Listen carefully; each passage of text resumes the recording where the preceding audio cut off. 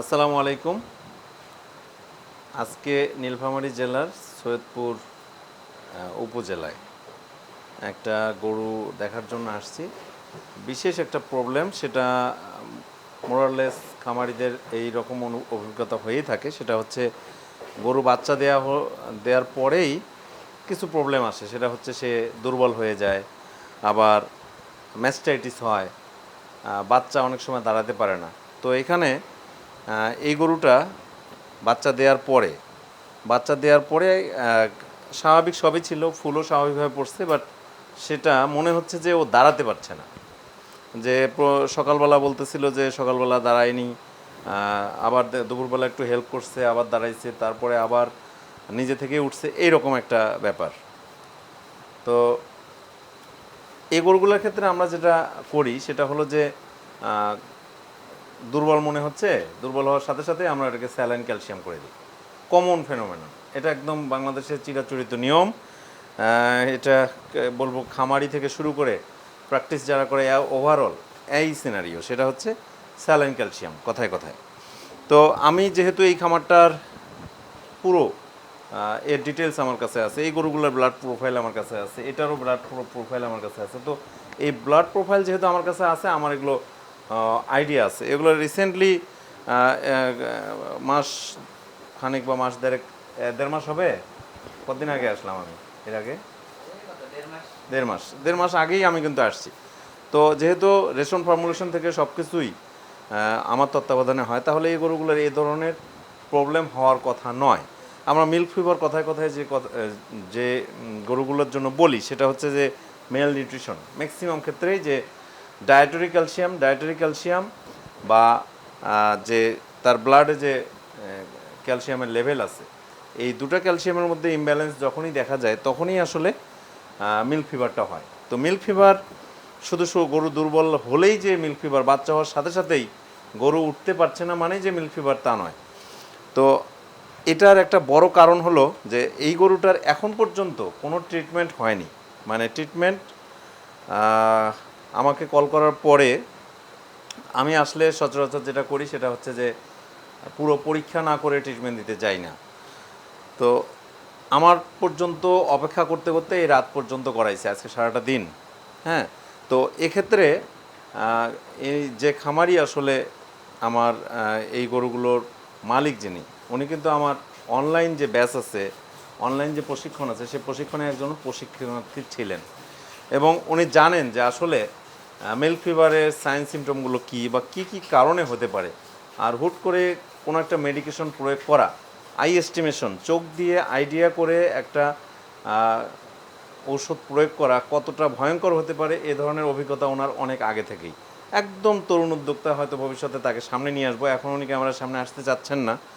তবে সে আর একটু ডেভেলপ হলে বলতেছে, স্যার আমি আর একটু ডেভেলপ হলে তাহলে আমি সামনে আসবো। ওকে, আমিও সেটাকে সাধুবাদ জানাই যে হ্যাঁ, সে স্বাবলম্বী হবে, তারপরে সে সামনে আসবে।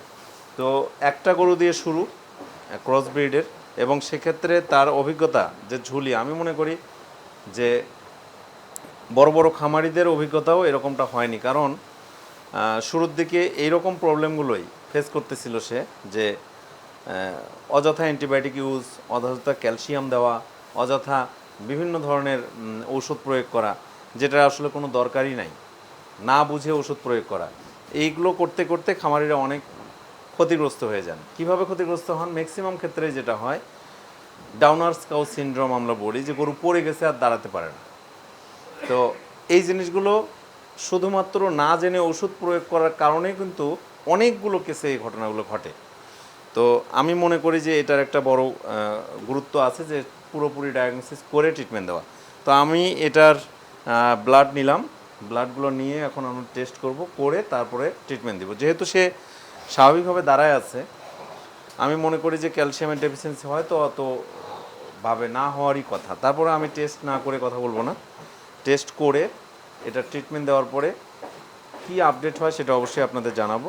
তবে এখানে একটা বিষয় আমি আপনাদের জানাতে চাই, যেটা অনেকেই প্রশ্ন করেন, সেটা হচ্ছে ব্লাড আমরা কিভাবে নিব। যারা আসছেন অনেক দূর দূরান্ত থেকে, বরিশাল থেকে বেশ কয়েকজন খামারি আসছেন আমার এখানে, তারপরে নোয়াখালী, কুমিল্লা, চট্টগ্রাম, ফেনী, তারপরে ব্রাউনবাড়িয়া এইসব জায়গা থেকে আসছেন, এবং যারা যে দূর দূরান্ত থেকে আসেন তাদের জন্য এই প্রবলেমটা খুব বেশি হয়, বুঝাতে খুব সমস্যা হয়। তো তাদের জন্য আসলে এই রাত হলেও আমি এই কথাটা জানাচ্ছি যে এরকম সিচুয়েশনে আপনার ট্রিটমেন্ট নেওয়ার থেকে ডায়াগনোসিস হওয়াটা খুব বেশি জরুরি। তো সেক্ষেত্রে আপনারা একটু সচেতন হবেন। আমি একটু বলে রাখি, সেটা হচ্ছে যে গরুর যদি ক্যালসিয়াম ডেফিসিয়েন্সি হয় মিল্ক ফিভারের, একটা সাইন আপনারা মনে রাখবেন যে ও শুয়ে পড়ার পর পেটটা পুরোপুরি ফ্লাঙ্ক রিজিয়নে ঠেকাই দিবে, এই মাথাটা এই পেটের মধ্যে ফ্লাঙ্ক রিজিয়নে ঠেকাই দিবে, এইটা হতে হবে। যদি এটা না হয়, গরু দেখতেছেন যে মরার মতো শুয়ে আছে, পড়ে গেছে, দাঁড়াচ্ছে না, অবশ্যই এটাকেও ক্যালসিয়াম ডেফিসিয়েন্সির সিমটম বলবো না আমি, কারণ আমার এই ধরনের এক্সপিরিয়েন্স আছে যে আসলে ক্যালসিয়াম ডেফিসিয়েন্সি নয়, অন্য প্রবলেম, সেটা কারেকশন করে গরুটা ভালো হয়ে যায়।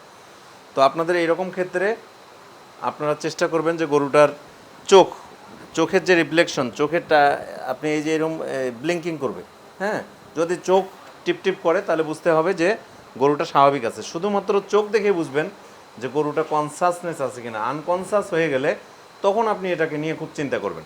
কনসাস লেভেল যদি তার ঠিক থাকে তাহলে গরু আমার খামারি হিসেবে অত বেশি চিন্তা করার কারণ নেই। তো যাই হোক, যেটা বলতে চাচ্ছিলাম সেটা হচ্ছে ব্লাড। আমরা এই যে টিউবগুলোতে ব্লাড নেই, যে ধরনের টিউব হোক, এগুলো অনেকগুলো টেস্ট করা যায়, এগুলো টিউবে ব্লাড কালেকশন করার পরে বিভিন্ন ধরনের টিউব আছে। তো এই টিউবগুলোতে মোটামুটি 2 ml পরিমাণ ব্লাড নেওয়ার কথা বলা থাকলেও আমি বলি যে টিউবের অর্ধেক পরিমাণ, ঠিক আছে। এখানে একটা দেখবেন যে কালো একটা মার্ক আছে, এই ইন্ডিকেটর, এই মার্ক পর্যন্ত ব্লাড নেবেন।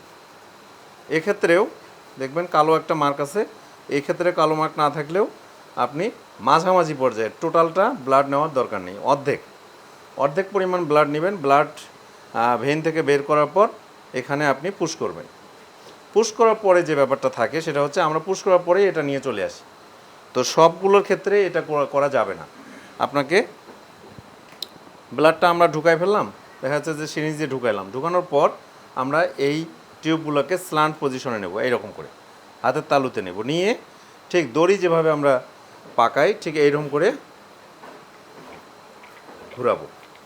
এরকম করে 3 থেকে 4 বার যদি আমরা ঘুরান দেই তো এটা মিক্সড হয়ে গেল।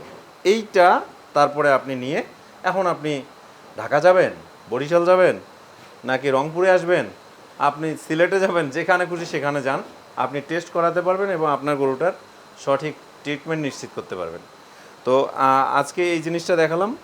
এর পাশাপাশি আমি যে কথাটা বললাম সেটা হচ্ছে যে বাচ্চা হওয়ার পরপরই গরু যদি ফুল স্বাভাবিকভাবে পড়ে যায়, আর স্বাভাবিকভাবে যদি নাও পড়ে, আপনি যদি ওষুধ খাওয়ান, এটাকে ওষুধ খাওয়ানো হয়েছে তারপর ফুল স্বাভাবিকভাবে পড়ছে, এর খাওয়ার রুচিটা হঠাৎ করেই কমে গেছে বাচ্চা হওয়ার পরপরই। এবং বাচ্চা হওয়ার পরপরই তাদেরকে গাভীকে যে ধরনের খাবার প্রোভাইড করতে হয়, আমার এই খামারি ওয়েল নন, এটা ভালো জানে। তারপরেও যেহেতু খাচ্ছে না, সে এটাকে একটু আমলে নিছে এবং রাত হলেও আমাকে আসতে হয়েছে। তো আশা করি গরুটা খুব অচিরেই এ থেকে ভালো অবস্থায় যাবে এবং এটা ভালো দুধ দেয়। এটা কতখানি দুধ দেয়? 16 লিটার। দেখ, 4 মাসের বাচ্চা সহ। তো গতবার 16 ছিল, দেখা যাক এবার কীরকম আসে। তো আমি এসে দেখলাম যে ওলানে দুধ কিন্তু খুব বেশি নাই, ওলান স্বাভাবিক আছে বাট দুধ বেশি নেই। আমি আর একটি কথা বলে রাখি যে এই জায়গাগুলোতে ওলান ফুলে গেছে। আমার এখানে এই গরুটার পায়ে ল্যামিনাইটিসও আমি দেখছি, হ্যাঁ, এই পাটায় ব্যথা আছে, এই পাটা ফুলেও গেছে, ব্যথাও আছে। তো এই সব ক্ষেত্রে আমরা অনেক ক্ষেত্রে যে ইনফ্লামেশনের বিরুদ্ধে কিছু ড্রাগ ব্যবহার করি, যে ড্রাগগুলো ব্যবহার করার কারণে দেখা যায় যে গরুর পার্মানেন্টলি দুধ বসে যাবে। কীরকম হবে? এটা যেমন 16 লিটার দুধ দিচ্ছিল, এই ওষুধ দেওয়ার ফলে দেখা যাবে যে দুধ 3 লিটারে চলে আসছে। এই 3 লিটার আর কোনো দিনই 16 লিটারে আনতে পারবেন না, সর্বোচ্চ হলে 8, 9, 10 লিটারে চলে আসবে, কিন্তু ওই জায়গায় আর আসবে না। তাই ওষুধ প্রয়োগের ক্ষেত্রেও আপনাকে সচেতন থাকতে হবে। আর সর্বোপরি যেটা কথা, টেস্ট করে, ডায়াগনোসিস করে, সঠিক রোগ নিরূপণ করে আপনার ট্রিটমেন্টে যাওয়া উচিত। পরবর্তীতে কোনো একটা ভিডিওতে অবশ্যই এই গরুর আপডেট সহ নতুন কোনো বিষয় নিয়ে হাজির হব। সে পর্যন্ত সকলেই ভালো থাকুন, সুস্থ থাকুন। আসসালামু আলাইকুম।